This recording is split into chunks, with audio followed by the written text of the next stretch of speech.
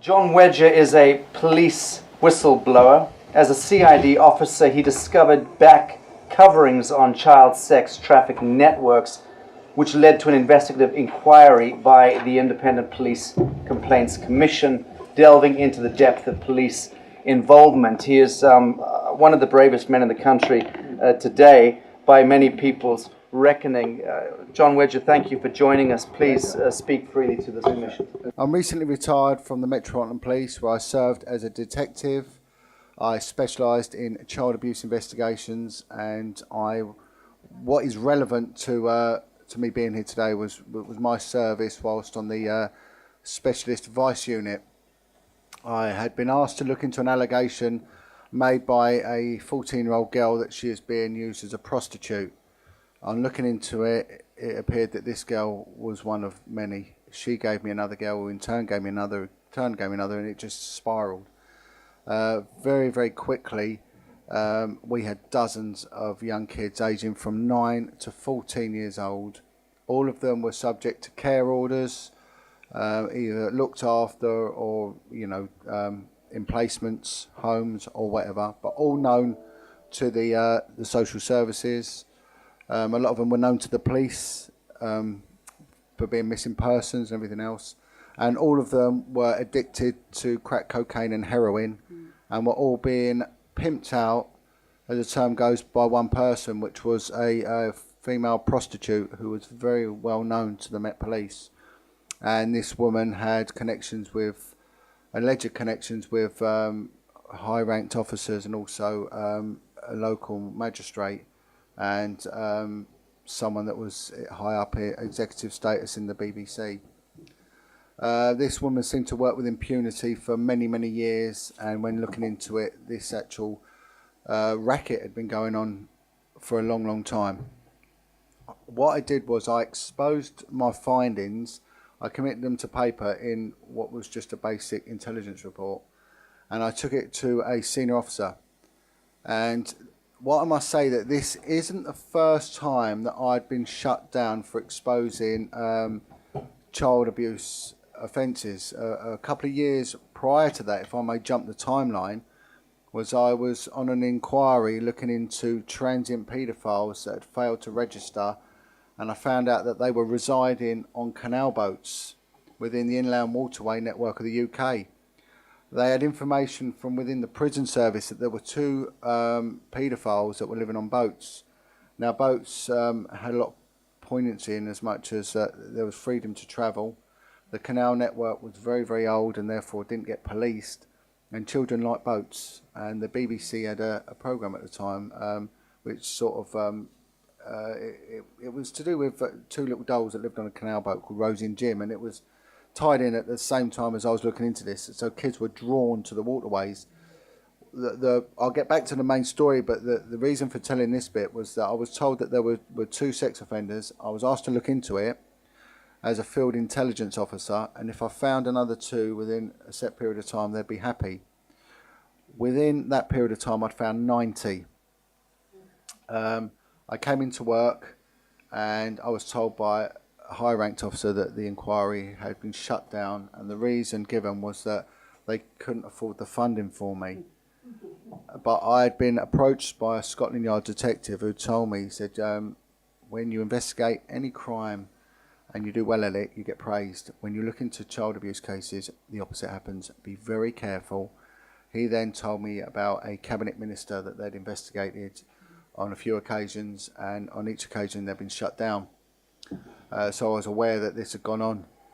When I questioned the senior officer about, the real reason, he told me, John, I'm so sorry, it's come from high up. There's nothing I can do, and promised me any job I wanted. So I moved on to the vice unit. So I was expecting to be praised for what I found out. Each day a new child would be found, and it was just spiralling. I was brought before someone who is now a very, very high-ranked officer in the UK indeed, and he sat me down and he said, John, I've got to be very upfront with you. And I said, well, I'd like to be upfront with you, Governor, as well. And he said, you're, out of all the officers I've got here, there was about, 40 officers, he said, you're the second best one I've got. which was a good accolade. He said, but unfortunately, you've dug too deep. What the hell have you done? Now, on a personal level, since the beginning of 2000, I'd brought up 4 children on my own, and this was common knowledge within my unit. And he said to me, if you ever disclose what you found out, you will lose your home, your children, and your job. You must shut the F up. And he said, you will be thrown to the wolves. You have no idea who and what you are dealing with. He said, I'm warning you now, you must back away. And then he said something quite strange. And he said that if you say a word of this, and even if you make a complaint, it will come back to me and it will go in the bin. I and no one else will ever betray fellow rank. Shut your mouth. So I walked away from that investigation, and I moved on. I was offered to stay, but I couldn't. What was very strange was that the main witness, the young girl that came forward, was found dead in the street very shortly afterwards on a suspicious drug overdose, which sort of compounded matters. I then moved on to work on child abuse investigations, which is slightly different to Vice, and I can, if I have the time, explain why there is this compartmentalisation within these institutions. And it's all down to remits and justifiable reasons for actually doing nothing as opposed to doing something.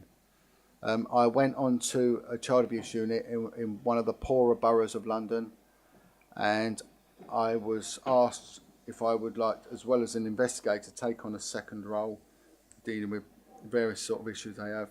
And I was told you'll get a day here and there to go to a meeting. And I asked to look into if anyone was dealing with children's homes. I was told no, there was an officer that was dealing with children's homes, but she left 2 years ago, and she didn't do anything anyway because nothing happens, there's no problem. And I asked this sergeant, are there any problems with child prostitution within the kids' homes? And she said, what are you on about? No, of course not. I got a list, and this is almost real time as I'm telling it now. I got a list faxed through to me from social services with all the children's homes. There was 26 kids' homes. I picked up the phone and I spoke to the fella, and I asked him how many kids they have. And on an average, there's about 5 children reside in these children's homes. And I said, no, I'm not pointing the finger. No one's in any trouble. How many of these children do you lose at the weekend? Which is the usual pattern of missing, when kids go missing. And so out of the 5, we lose 3. And I said, no, honestly, what happens to them? They went, oh, they're being pimped out. So I'd found this officer that had dealt with it for years had found none. Within this, honestly, this was the time, as we're speaking now, within this period of minutes, I'd found 3. By the end of that day, I'd found 6. By the end of 3 days to 5 days, I'd found 50. I held a meeting with all the concerned agencies, which involved charities, which involved NGOs, which involved social services, and I highlighted the problem. And I was then harangued, really. I was attacked verbally by head of children's services for this borough, saying to me, what the effing hell have you done? And I said, well, you knew about these kids. I said, yeah, but they hadn't come notice, so we're not worried. The children were making money, so therefore the children weren't worried. The children had a boyfriend, which was their pimp. Therefore, they thought this was love. And the children were also using drugs, so therefore they want to continue to use drugs. So they weren't coming to notice, so therefore social services had written them off, despite the fact that the children's homes would constantly be getting in the logs that they were being picked up and they were going missing. These were regular missing persons. The police have a missing persons unit. They say so many thousands of kids go missing every year. They do, but a lot of them do return. But what is never looked into is what happens when they're going missing. They are working as prostitutes. And again, the child abuse units won't look into them because they say it's not interfamilial, because it's someone else pimping them out. The bigger cities have vice units. Vice units will not deal with them because they say that these are kids subject to care orders.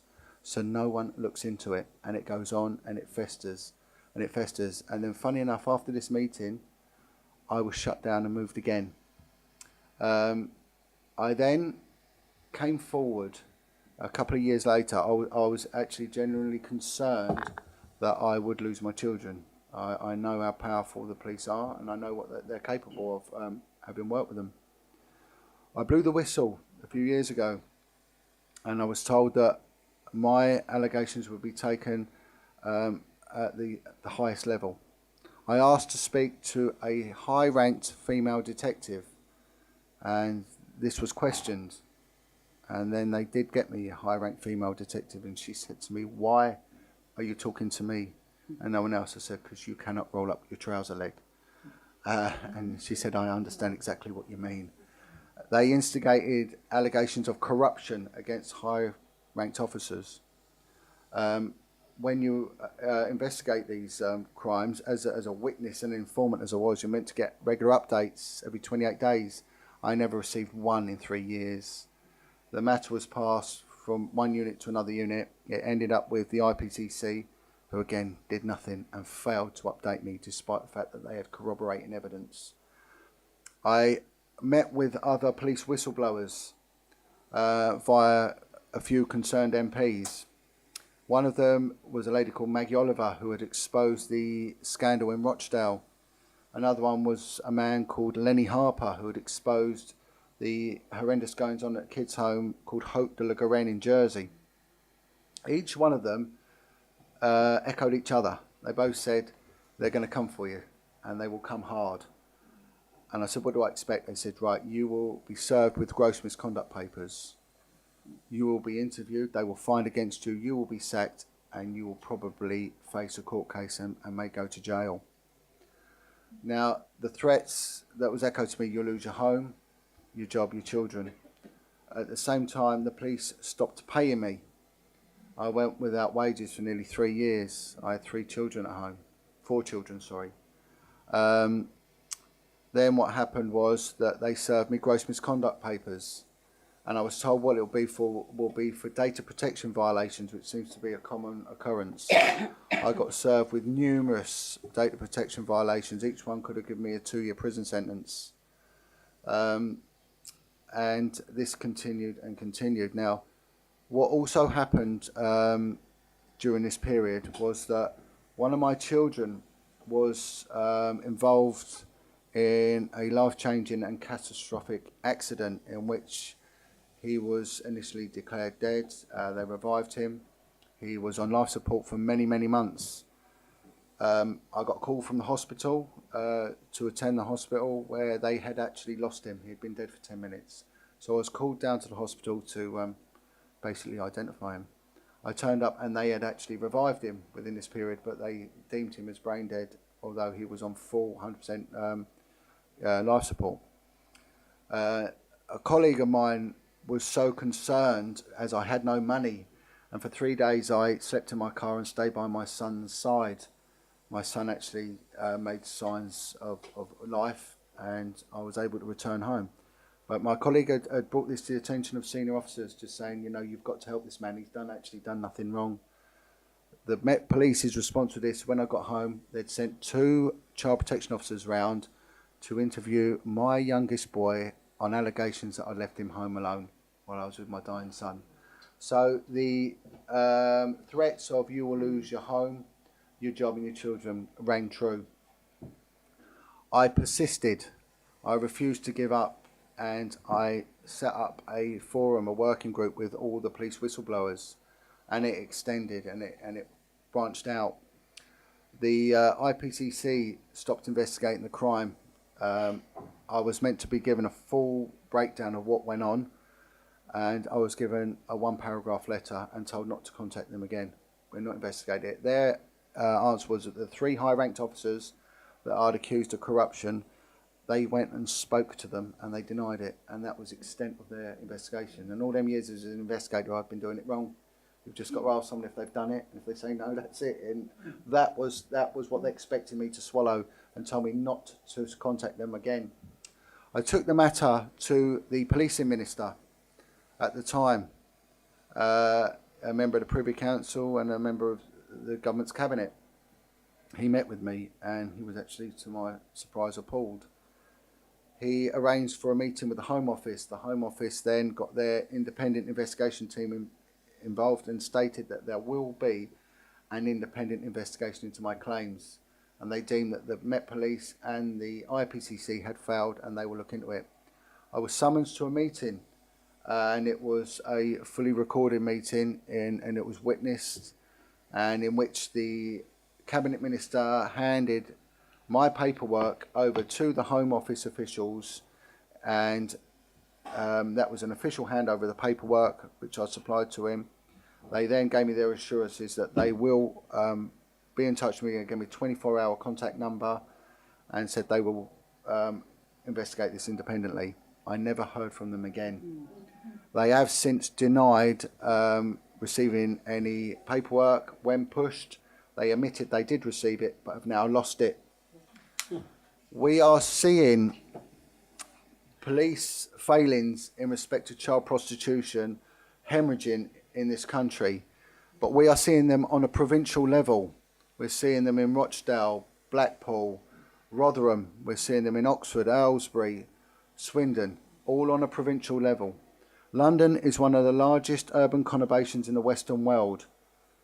It has got one of the biggest police forces. We haven't heard one thing about organised child prostitution in London, and the reason being is that those high up have been covering it up, and this goes right to the heart.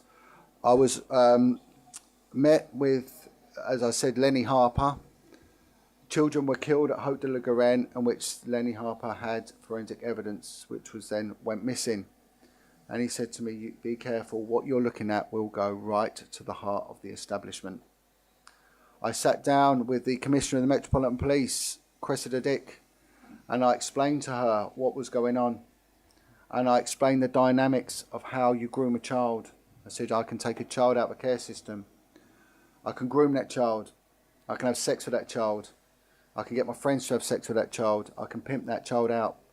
You have not appointed one officer to investigate that.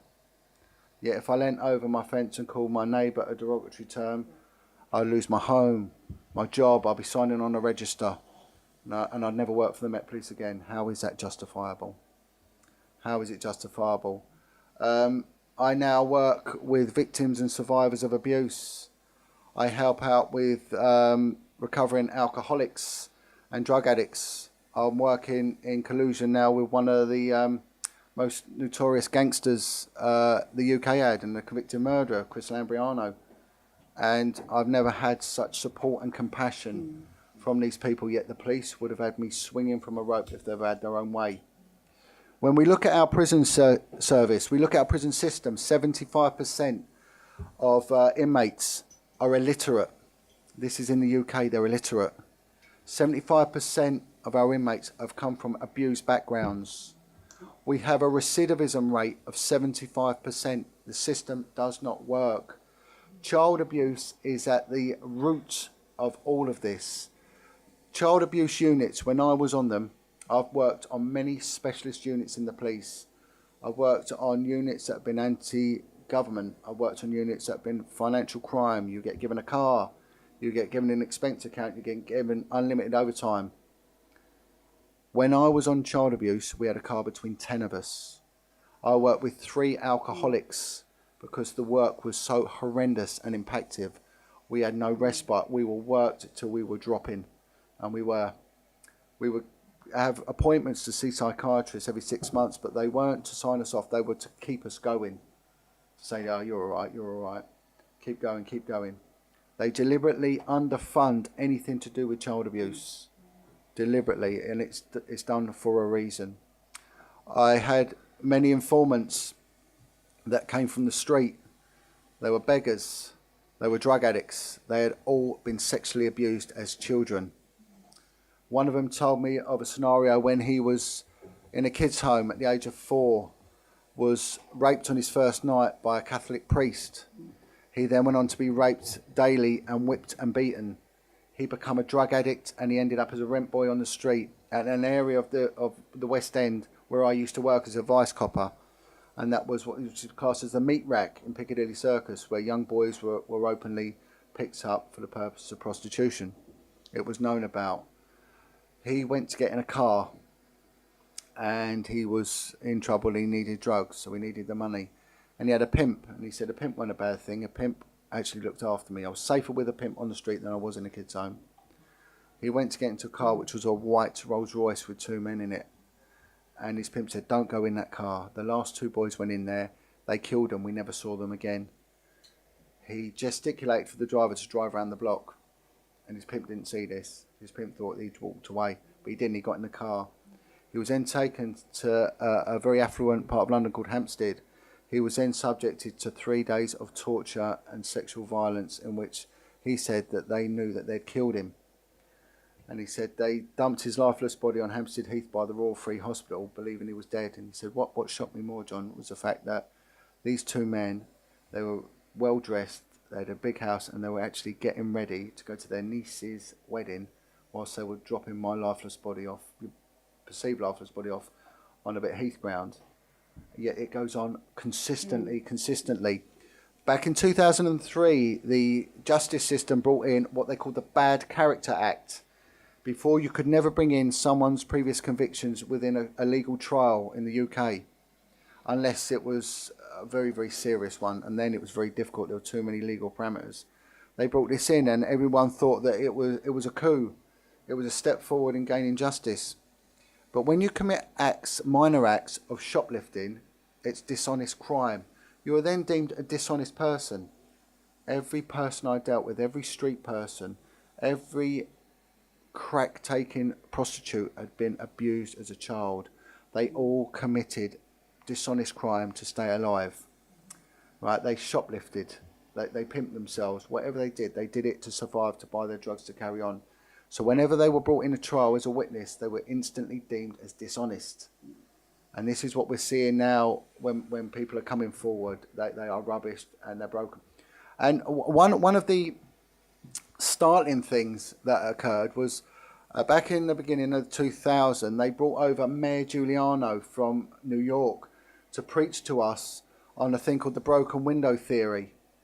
And what his theory was that if there was an area that of depravity that had a broken window or a damaged bus shelter, clean it up, smarten it up. You won't get your drug dealers, you won't get your shoplifters, you won't get your robberies, that all these crimes that are in the periphery around sort of poverty and everything else, and therefore your society gets better.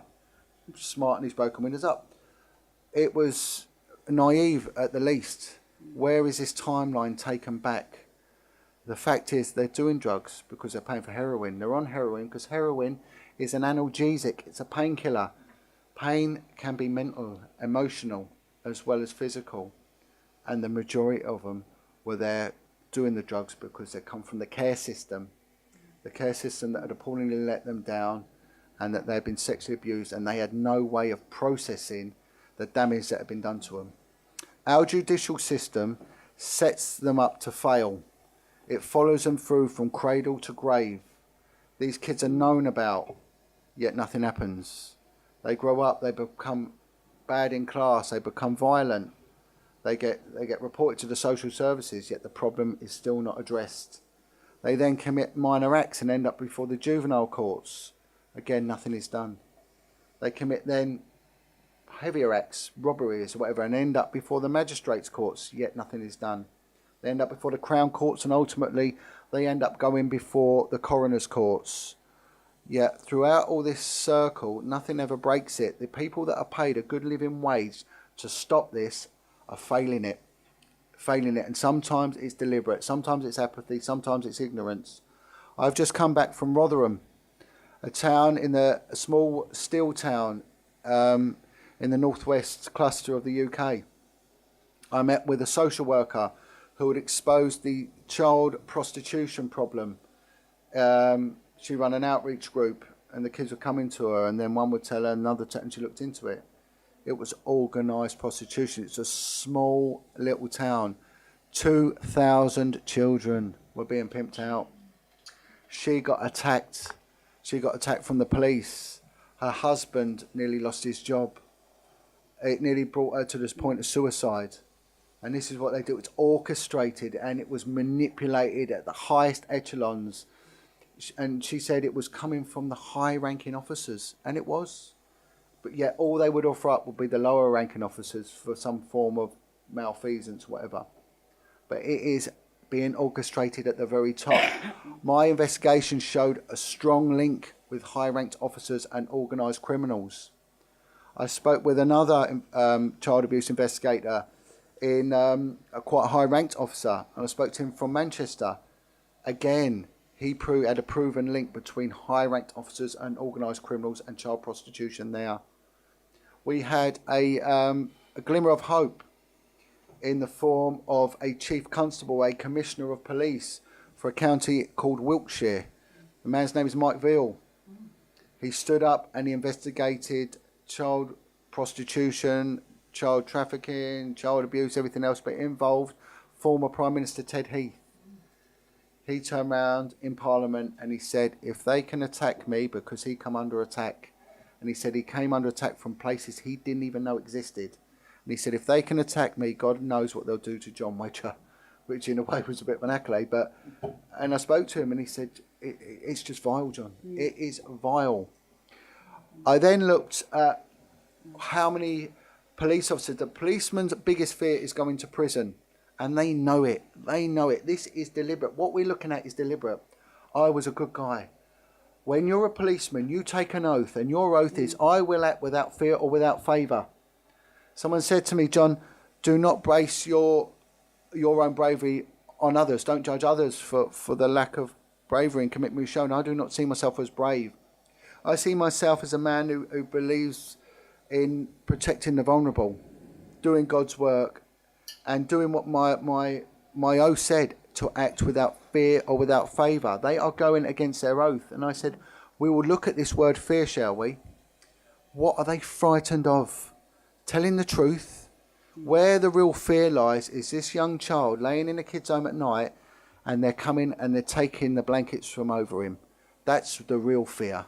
You know, we need to get a grip. You come under attack, and you do come under attack, and it's painful when it hurts. And it does do its best to destroy you.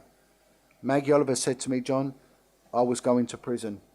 The CPS turned round and said, we've got enough evidence. If you don't come to some agreement, admit to whatever, then you're found guilty, you will go to prison. She had to tell her children she was going to prison.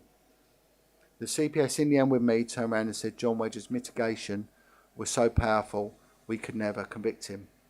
I said to them, I submitted my statement prior to any trial. I wrote a statement and I gave it to Cressida Dick and said, here's my statement. Whatever you say I've done, I've done. I don't care. But I will not be tried by you. I will be tried in a Crown Court. And I will be tried by my peers, and I will be tried fairly. I've done nothing wrong, and I listed every single person from the bottom right the way up to the top. Who was involved, who knew about it, who did nothing, who then did nothing, who did nothing. This went right up to Bernard Hogan Howe and now to Cressida Dick. Bernard Hogan Howe knew about this. The campaign of bullying on me was orchestrated under his command. He has now been appointed by the House of Lords to look into child grooming gangs and how they existed. Well, I might save him the trouble. I can do that for him. You know, it is wrong. It is wrong there. Looking now, I was asked to make an address to Lord Pearson's office regarding the presence of grooming gangs and how it works, how it's the mechanics of it all. They're looking at it from a very sort of religious background, that it's Muslim gangs. This is a bigger picture. This is a bigger picture. Kids are a commodity. And one of the things which I want to refer back to is yourself, Commissioner, to my right, mentioned about the Marc Dutroux. Whenever I give a talk, you have to make things relevant. We don't look at the third world and how they're dealing with things, because there are different people. They look different. They drive on a different side of the road. They look a different colour. Let's look at what we got on our backyard. One of the countries that's demographically very similar to us is Belgium. In living memory, it went on in Belgium, you know, and it went on with Marc Dutroux. And the kids that came forward were so pigeonholed in what they could talk about. Anything that went outside of Marc Dutroux, they weren't allowed. I think it was 23 to 25 civilian witnesses died in the lead up to the trial. 90. Unbelievable. Total 90. Absolutely unbelievable, yep. And then the people took the power back. They blew the windows out with the fire engines of the parliamentary office, and then they sprayed horse manure all over the building, and they took to the streets, didn't they? 500,000 people. 500,000 people. And what do? We only kick off when someone throws a cat in a wheelie bin. If we allow our children to be attacked and preyed on in this way, we have failed as a decent and moral society. And we are doing that. And we are doing nothing. It has to stop. And they have to back. I don't want no glory, but people like myself, we need backing. And we need it. Absolutely.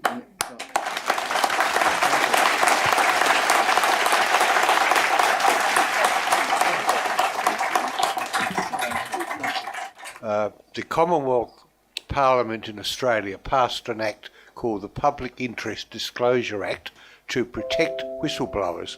The act says quite clearly that if you blow the whistle on corruption or whatever you blow it on, you cannot be charged with another offence in retaliation for what you've done. 2 Supreme Court judges in Australia have said the act does not apply. Well, it's the same with the police. They are not subject to any employment law. They just do what they want. Yes. And when we look at suicides, the Office of National Statistics will not keep any information on police suicides. We went to Boston, and police suicides are twice that of any high-risk occupation. These coppers are so worried of going to prison, they commit suicide, and it happens. Yeah. I just make the point as well that us barristers are under the same oath of fear of favour, and we're very glad to take your testimony, and we will act.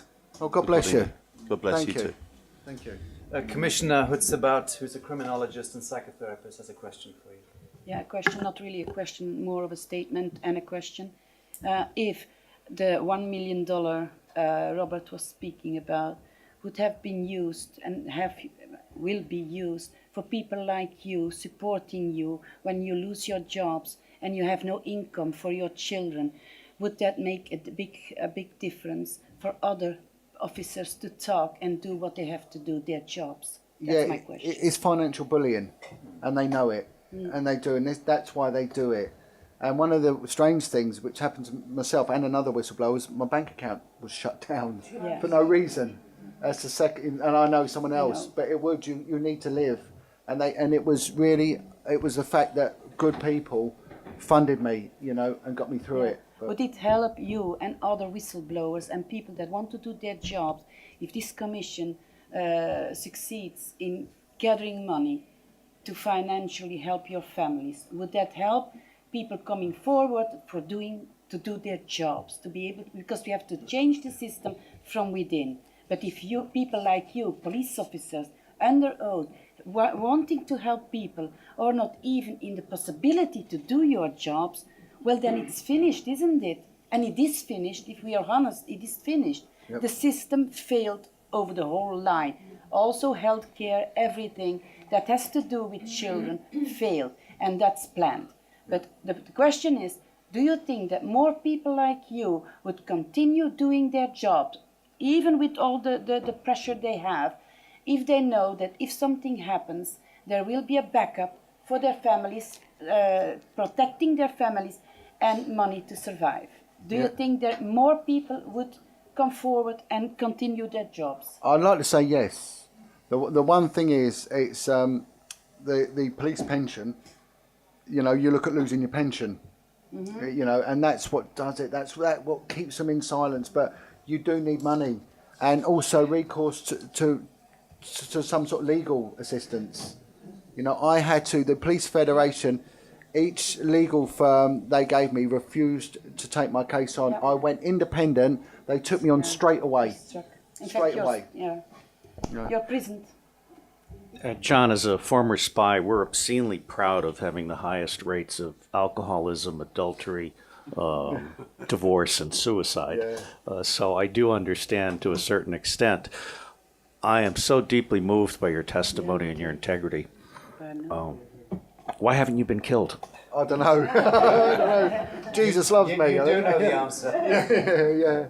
Well, hopefully, I've got a few more years out. I've got a job to do. Got a job to do. Your Grace. There's a greater power. John, thank you very much indeed for this testimony. Did it reach the media in the UK? This is one question. Yeah. Second, have you been approached, asked, questioned by one of the chat leaders in. But I'm glad you asked that. The media, one of my saving graces, and it didn't meant to happen. Something Sasha mentioned the other day to me was about doing a testimony and keeping it for legal purposes. I actually did an interview with the UK column with a man called Brian Gerrish, and he said it was too hot to handle and put it out online. And I thought, oh my God, what's he done? But it actually saved me. It saved me. So the alternative media really did help me. When I left, the national media have been okay. There's been a couple of good journalists. One of the journalists has tried to move it forward, but gone now to a different paper, and they won't touch me. But the other thing is, I'm a Catholic, and I wrote to Vincent Nichols, and he said, nothing I can do. So other Catholics got together and wrote to him and said, why? If you can't do anything, then why are you there? And he said, I'll see what I can do. And he said he couldn't get involved. And I said, but you got involved with the McCann case. Why can't you get involved here? And this is what you find with all these departments that claim to have ownership for supporting people. They are useless. They do nothing. And I was appalled by Vincent Nichols. I thought the man showed no integrity, nothing. However, on the local level, Priest has been very, very good. And also, there's been a few Christian groups that have been phenomenally good. And there's also been a group of Orthodox Jews in New York have raised quite a lot of money for me as well. So it's come from everywhere and really supportive, but on a lower level though. Thank you, John. Commissioner Helstein, a very brief question. We're running so late. Thank you. Really brief, and I will explain why I'm asking so briefly. As you practically were in that flame, in that horror, and in that danger, and you really are touching very nearly. So maybe your intuition, your mind, your all human said, what is the force from the society, from the court, from everywhere, which could help you to solve the cases like this, like many these cases? What were you dreaming of? A force, okay, because you felt helpless. I'm sorry for that word. No, that's good. I wanted the platform. I've been threatened and bullied into silence. It was a conspiracy of silence. I was screaming inside. The world needed to know. And one of the biggest gifts we have been given in the UK, which this man didn't deem it as a gift. He actually, was the Jimmy Savile thing. He inadvertently did God's work to such a degree, and it opened up really the middle classes in this country to the fact this was going on. And someone said to me, do you find that your world gets so small when you deal with this? And I said, explain. He went, well, no one wants to talk about it. Can we not talk about it, please? Can we not hear it? Can we not? And it's getting it out there. And then when you realise that you're not mad, it's not a conspiracy. And when you do get those that have been affected by it, I gave a talk to 50 recovering alcoholics and drug addicts, some of which were people of extreme violence. There was a fear that I would be attacked in the room for giving this talk. Some of these people had served time for murder and torture. They got up, they applauded me, and they hugged me. And it was one of the most life-defining moments I've ever met. And that was my real audience, saying, I'm doing it because you need it. Thank you for that. I'm so sorry. I have to call time now. John Wedger, this commission salutes you. Thank you so much for attending today.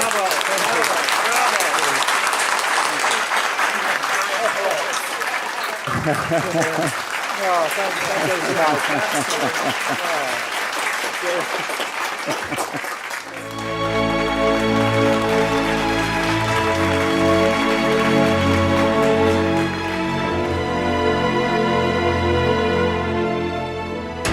are the power behind the ITNJ. Add your voice. Sign the treaty.